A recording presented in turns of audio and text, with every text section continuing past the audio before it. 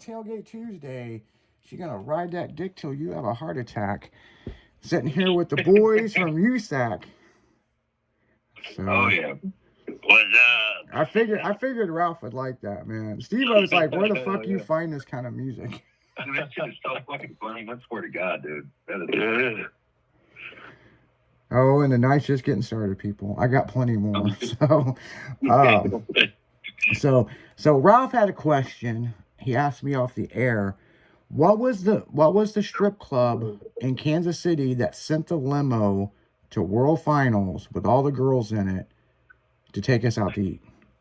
Bazookas. It was Bazookas. Bazookas? Yeah, we did Bazookas one year, but this is like the clubhouse or the outhouse or. Oh, the outhouse. Okay, that's in Lawrence, Kansas. That club is in Lawrence, Kansas. But yeah, all the guys from Pro Sound and Campus Audio came out, so they all came out too. I just remember we showed up and the front desk all said, "Your limo's here." So, what limo? I don't know. There's a limo here for USAC. So I went down and the guy's like, "Yeah, grab all your guys." And they took us all out and gave us all the VIP treatment and some of the best prime rib I ever ate. That was good food at the strip clubs there in Kansas City. They got good food. They got good cooks. That's always good. Well, I'm not saying, that was the best thing about it. I'm just saying it's the food. Right. Yeah. Pending that there's a nightclub. There used to be a nightclub or a gentleman's club in Las Vegas that anytime we come into town, we pretty much own the club. Oh yeah, they tore it down now. Tore it down, yeah.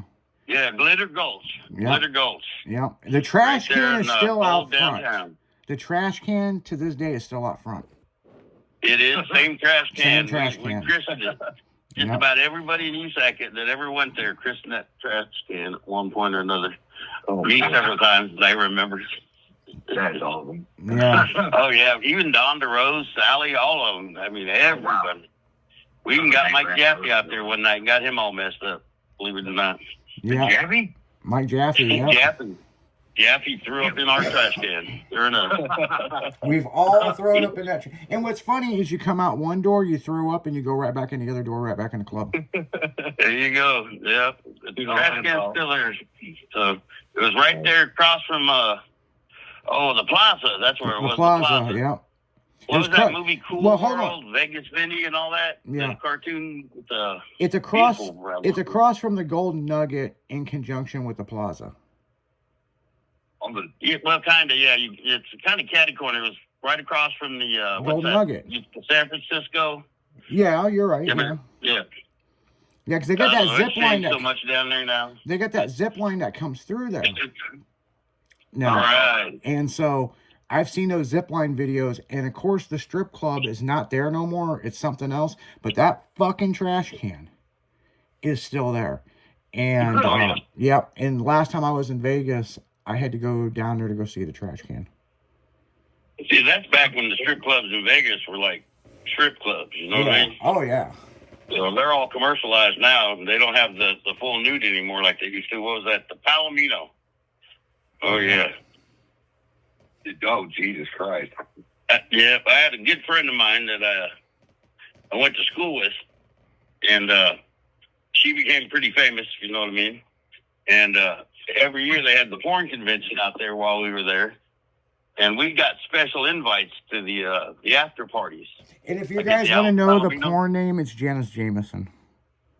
No, Julie Ashton. Julie Ashton. Okay, I'm sorry. Yeah. But you were friends with her.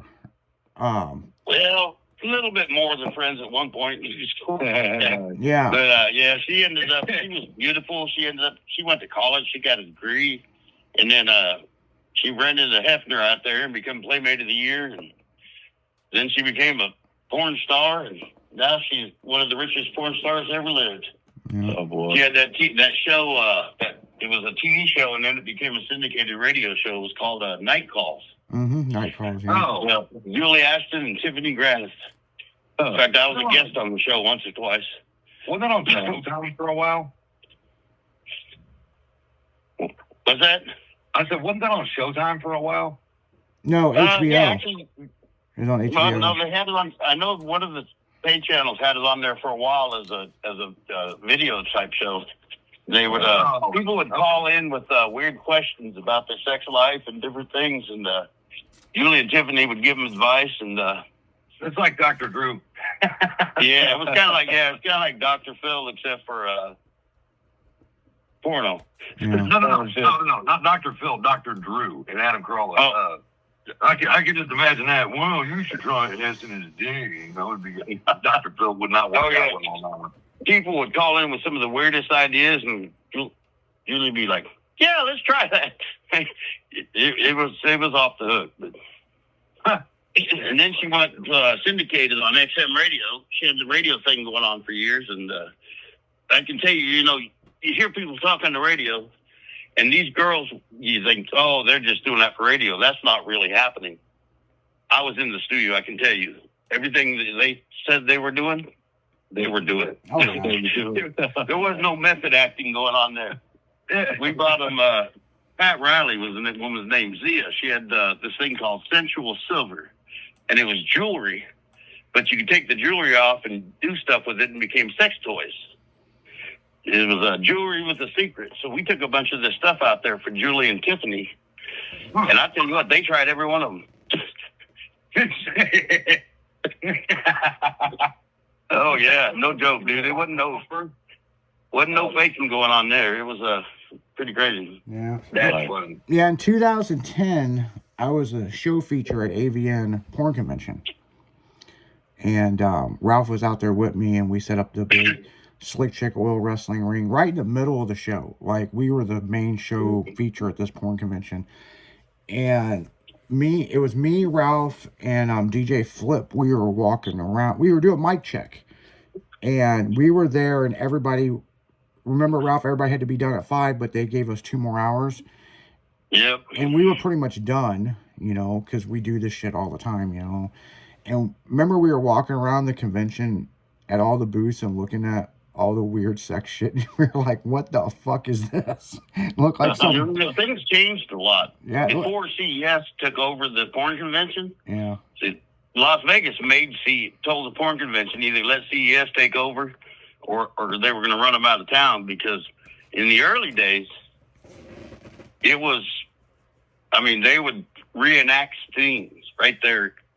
It was a real convention, Yeah, it was a convention, all right. It was nuts. There were people having sex right there in the booths, I thought, yeah. Of course, it drew a lot from CES, because everybody went, oh, yeah, honey, I'm going to the electronic show. Yeah, and you end up getting tickets. Getting tickets to go across the street to the porn convention. Oh, yeah. Well, for a long time, it was in the same building, just downstairs. Oh, really? You had to get in the elevator. Oh, no shit. I didn't know that. Oh, yeah. It used to be right under CES. And Grant told me that. Grant, I'm going, oh, my God, that's fucking hilarious. That's back before the Venetian, I can't remember the name of the old hotel before the Venetian, but they had their own convention center right there. Mm-hmm. Same convention center you were in, but it was called something different. Sands. The Sands. Yeah, that's where we were. Yeah, so it used to be the Sands Hotel at the time. But that was when all the mobile electronics and all of that stuff, we were over there, and then the big home stuff was all over at the convention center, but it wasn't near as big as it is now, so it couldn't fit everybody, Well, right. I'll tell you this. The first time I did CES, and that was with Ralph and USAC and Outlaw Roadshow, I stayed right there at the booth, right in the car audio area.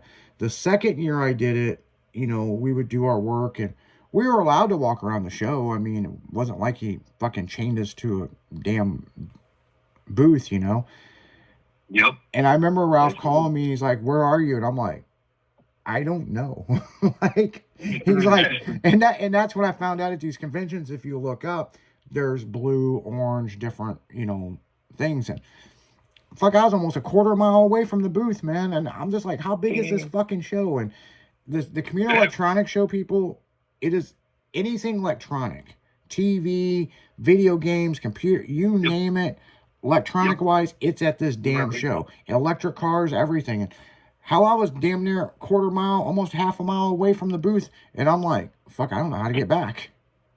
Yeah, most of the companies debuted all their new stuff there. Yeah. So if you wanted to be the first to get in on what was coming up next, you had to go to that show to get in on it. Of course, they offered special deals. So if you were a product dealer, you could make bot purchases at the show and got huge discounts, and it was crazy. Yeah, and that's how I got in with Canon camera, because we started using all their video equipment and still picture cameras was through CES. And they used to have a lot of celebrities up there. I mean, that's where I met Mr. T.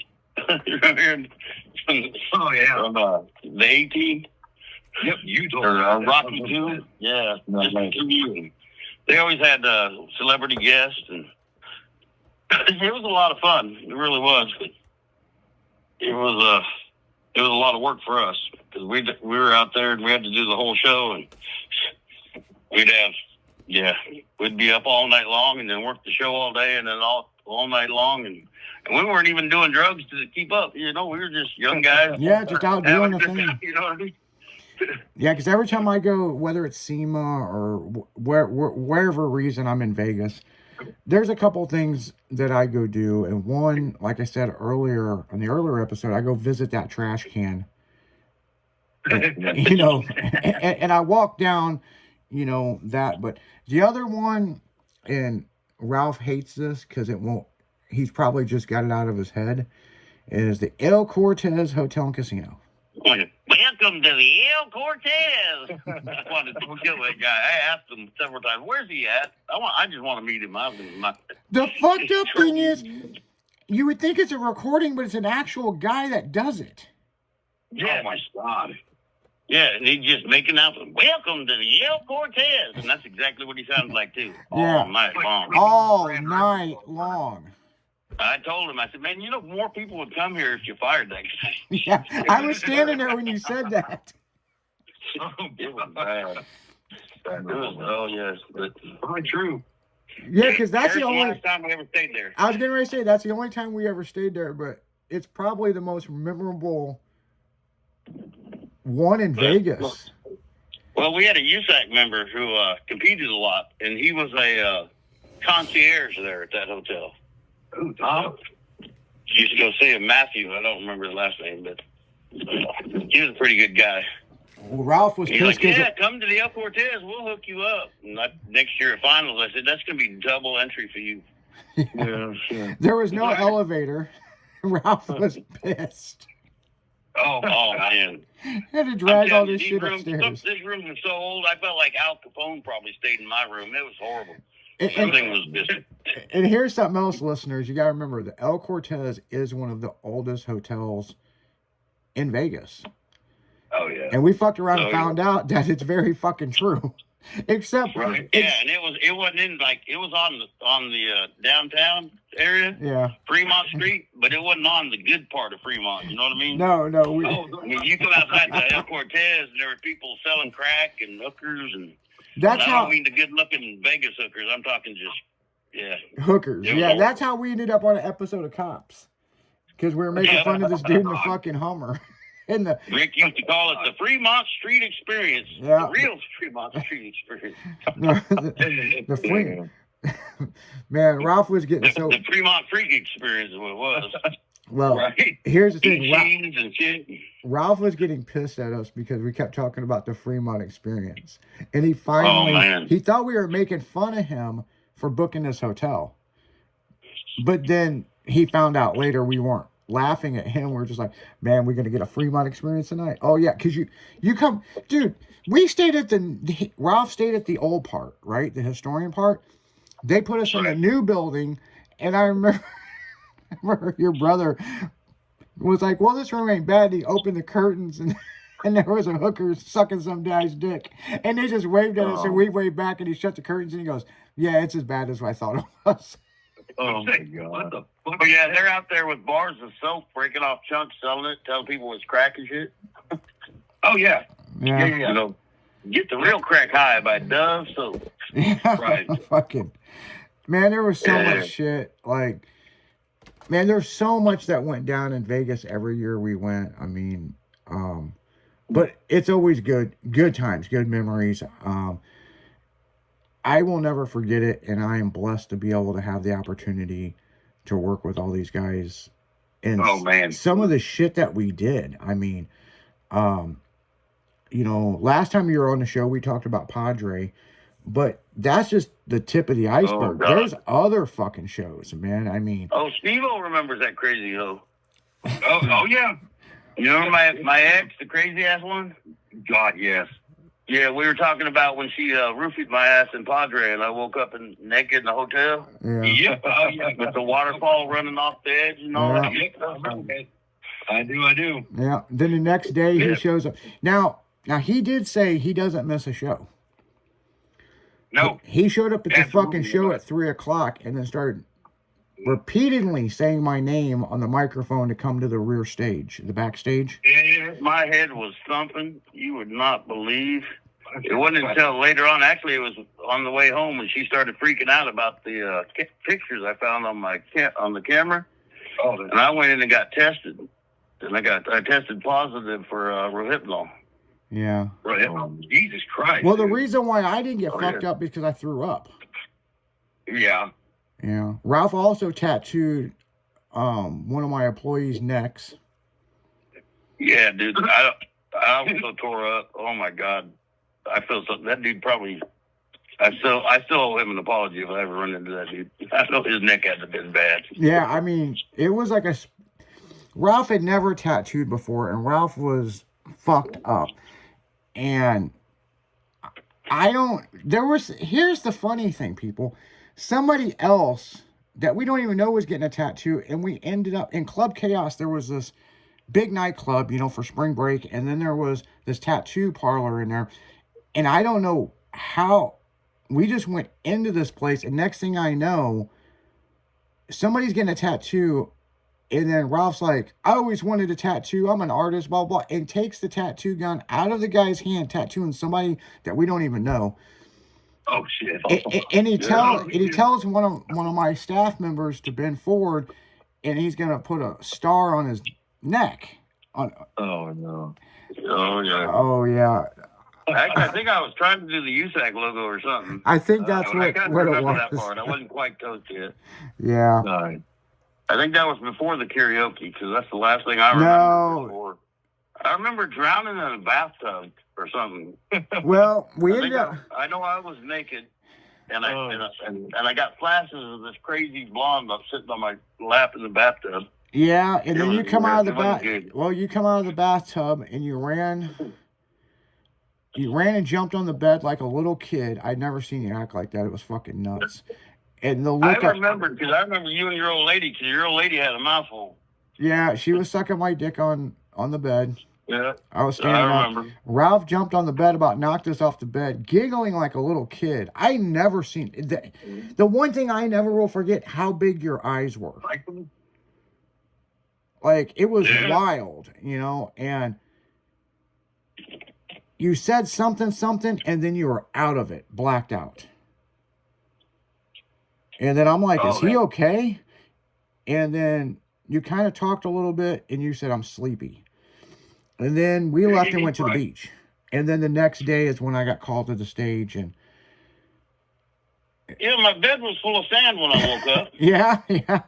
And the bathtub was overflowing, the carpet was soaked, and there was a waterfall coming off our balcony into the pool. Yeah, that happened.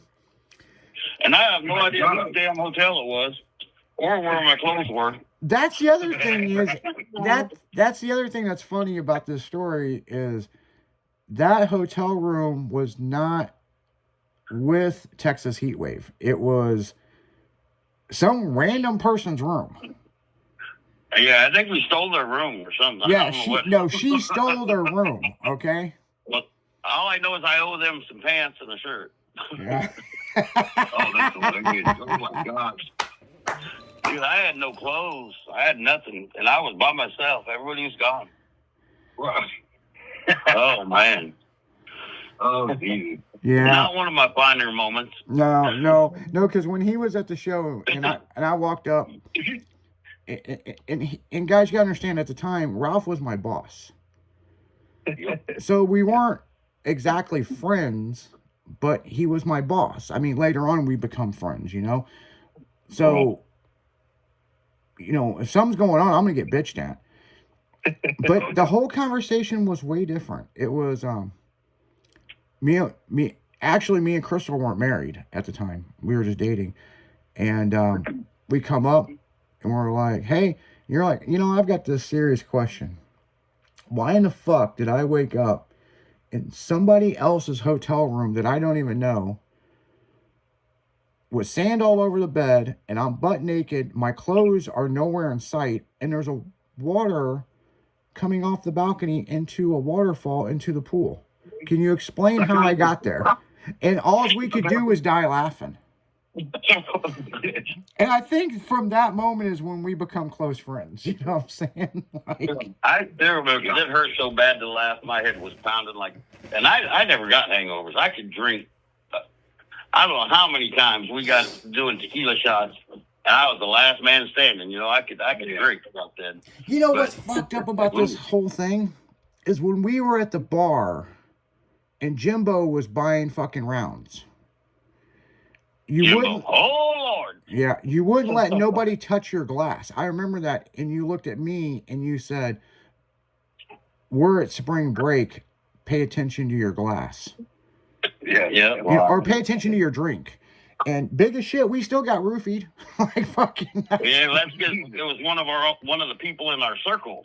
And how she got in our circle, I'll never know. Yeah. And I was trying to avoid her. She was nuts. Yeah, and it was just crazy, but she ended up in the nut house, man. When she defaulted on her house payments and they went to repo it, they found her in the attic with a shrine with candles and shit with pictures of me all over from shows. Yeah, that's true, people. That is true. That really happened. Freaky. It was freaky, dude. I mean, I don't know. I felt violated. I was just like, man, yeah.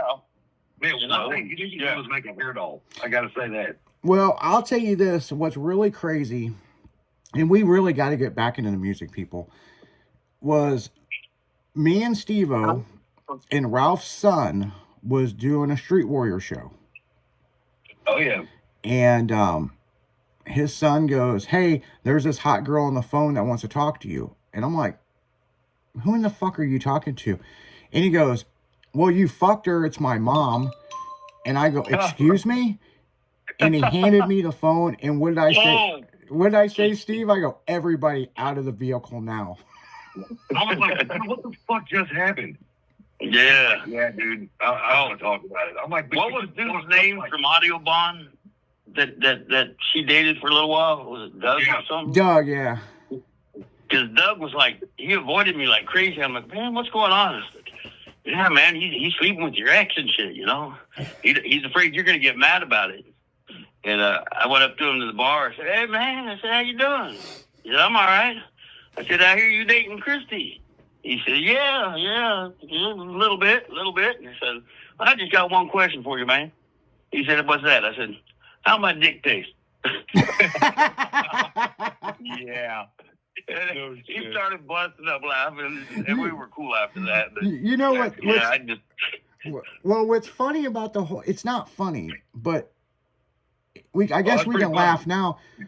I tried not to let anybody know that a threesome happened for years, but Ralph already knew. On the beach? On the beach, yeah. But Ralph already knew. Ralph knew the next day because she took his camera and all kinds of shit went down. And he wanted the fucking pictures off the camera. And I think that's probably when he figured it out. But Ralph was such a good friend that he just like, "Hey, shit happens, no big deal." It was almost... But you know what they say about them crazy broads, right? Yeah. In her case, it was true. She was crazy. Oh, yeah. Both ways. I mean, yeah. And nobody wants to hear about somebody banging their ex-wife or whatever. But you know what Ralph told me when it finally come out in the open? He goes, "You don't have anything to explain. You didn't do anything wrong. We were drugged."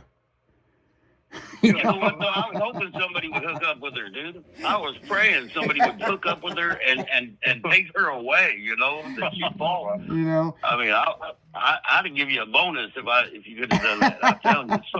Obviously, I'm in the middle of nowhere at a fucking intersection, and look over there, and she be standing That was in the the middle best of the road. one, and he waved. Oh God. When we were, he waved, yes. yeah, when we were in the truck, God. and you know, I never will forget this rest of my life.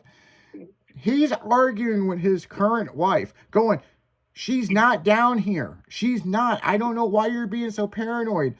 And then, and Rick, I remember watching Rick slap your arm, and you go, "What?" And he points, and I remember, and she's there, and he's locking the doors, and she opened the door and got in, and he's like, "I gotta go." What? No, there's an accident. I gotta go. And so she comes in, and she's like, "Hey." So Ralph does something that to this day it's interesting. He goes, "So how you been? Where are you staying?" "Well, I'm staying at this hotel, blah, blah, blah." So Ralph's asking questions kind of like an attorney to get the fuck away from her. He was willing to move hotels. Right. Oh, yeah. That was the year David called me. He said, "Man, I thought you checked out Monday." Yeah. Well, the hotel said you didn't leave until Sunday, the next Sunday. The next Sunday. She went in and told him she was my wife. Yeah. And took my hotel room after I left. Yeah. Wow. Yeah. Yeah, it's crazy. But on that note, guys, we're going to go right back into music. We're going to be here till midnight. There's a lot more stuff that you guys will hear.